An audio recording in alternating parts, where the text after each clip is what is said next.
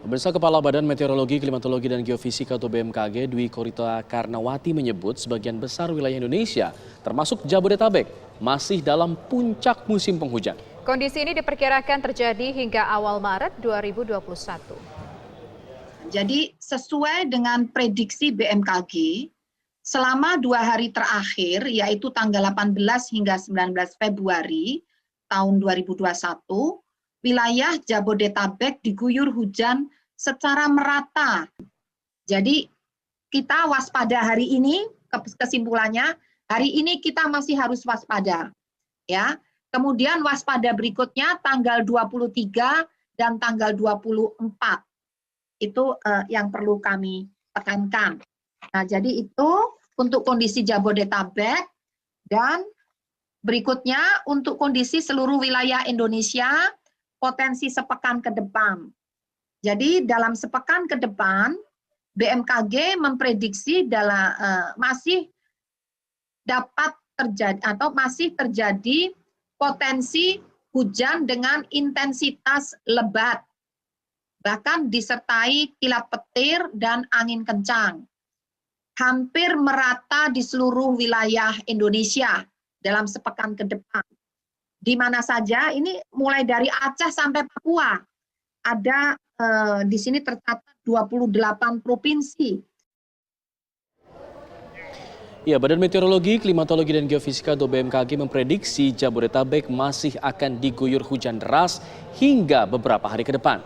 Sejumlah wilayah juga dimintai mewaspadai terjadinya banjir. Lantas bagaimana prediksi curah hujan sepekan ke depan pemirsa di wilayah Jabodetabek? Kita akan berbincang dengan Deputi Bidang Meteorologi BMKG Bapak Kuswanto. Halo, selamat sore Pak Kuswanto.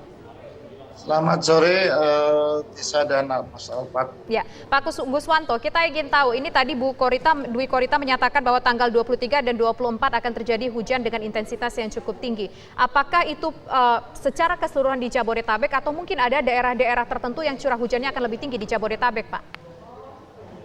Oke, baik. Kalau kita lihat dalam perakiraan prediksi hujan seminggu ke depan di Jabodetabek, itu kalau kita melihat berdasarkan prediksi dalam periode 24-26 Februari ya, ini kembali terjadi peningkatan hujan di Jabodetabek. Kemudian akan kembali menurun mungkin di akhir Februari.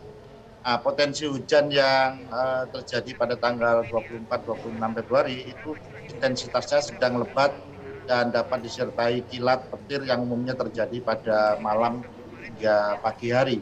Demikian. Ya, jika dibandingkan dengan yang Sabtu kemarin, untuk yang 2 hari ke depan ini seperti apa, Pak? Lebih besar mana curah hujannya? Apabila dibandingkan yang Sabtu kemarin, sepertinya masih lebih tinggi yang Sabtu kemarin. Nah, dengan lebih tinggi yang Sabtu kemarin. Kalau yang untuk tanggal 23 dan 24 ini berapa mm, Pak? Dan kalau yang Sabtu kemarin ini berapa mm, Pak?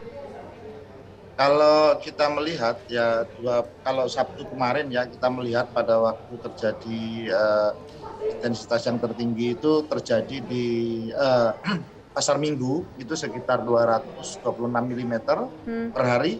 Sunter Hulu itu sekitar 197 mm per hari, dan di Halim Perdana Kusuma itu tercatat 176.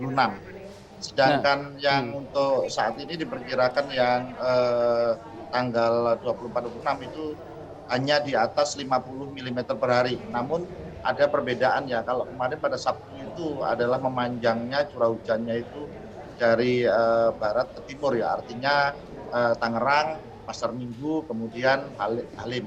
Kalau ini nanti mungkin di sebelah, kita melihat di sebelah selatan, lebih cenderung ke Bogor. Kalau kemarin Bogor nilainya hanya sekitar 59. Jadi akan lebih besar curah hujannya di Bogor begitu ya, Pak ya, kalau tidak salah ya? Iya, betul. Oke, kesimpulannya. Ya, oke. Sebenarnya untuk jumlah curah hujan itu memang bisa diprediksi, Pak, berapa banyak mm-nya begitu untuk prediksi beberapa hari ke depan ini? Bisa diprediksi. Jadi begini, di dalam numerical weather prediction kita melakukan running model itu kita bisa keluar nilainya. Namun namanya model itu masih tergantung, perlu diverifikasi, perlu dilakukan itu. Yang jelas itu akan keluar nilainya. Oke, Pak, dengan curah hujan yang Bapak sampaikan tadi, ini berarti bisa kemungkinan Jakarta 2 hari ke depan akan menerima banjir kiriman dari Bogor, Pak, karena Bapak bilang intensitas paling besar berada di Bogor. Ya kurang lebih seperti itu. Kalau memang nanti akan terjadi di Bogor ya. Ini memang karena ada beberapa kondisi, kan curah hujan itu dalam memunculkan menyebabkan bencana hidrometeorologis atau banjir bandang itu kan hanya salah satu faktor ya. Faktor yang perlu ini adalah lingkungan tadi. Kalau kita lihat banjir yang kemarin kan kebanyakan karena tanggul sungai yang jebol, bahkan tanggul-tanggul irigasi.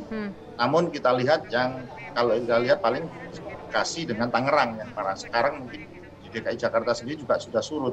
Nah, kemudian hujan lebat yang terjadi di wilayah Bogor itu dapat menyebabkan peningkatan air hujan masuk di wilayah Jakarta juga, sehingga ini juga dapat memberikan potensi. Samping itu ada satu lagi potensi pasang air laut di perairan utara Jakarta ini juga dapat meningkatkan banjir di Itu kapan utara. Pak potensi pasang air laut di wilayah utara Jakarta ini Pak? Apakah bersamaan dengan intensitas hujan yang tinggi di Bogor? Sebenarnya saat ini juga hanya selisih sedikit ya, selisih sekitar 40-an lah. Tapi masih agak jauh. Nah, kalau kapannya nanti kita lihat di pasang air laut pada saat namanya. Pak, bisa disebutkan Pak, puncaknya kapan? Selasa, Rabu, Kamis, Jumat? Kalau kita memperkirakan itu masih perakiraan 24-26 Februari itu ya berdasarkan output daripada model kita. Oke, Pak, apakah memungkinkan, kita tahu bahwa memang alam itu kadang tidak bisa dilawan, tapi apakah memungkinkan dilakukan rekayasa cuaca Pak agar mungkin banjir besar ini tidak terjadi lagi Pak, terulang seperti hari Sabtu kemarin? Sangat memungkinkan. Pada saat ini ya baru dirasain oleh TISA. Jadi BMKG bersama dengan BPPT, TNI AU, terus kemudian BPBD DKI dan BNPB ya. Itu saat ini sejak tanggal 21 Februari kemarin melakukan teknologi modifikasi cuaca di Jakarta.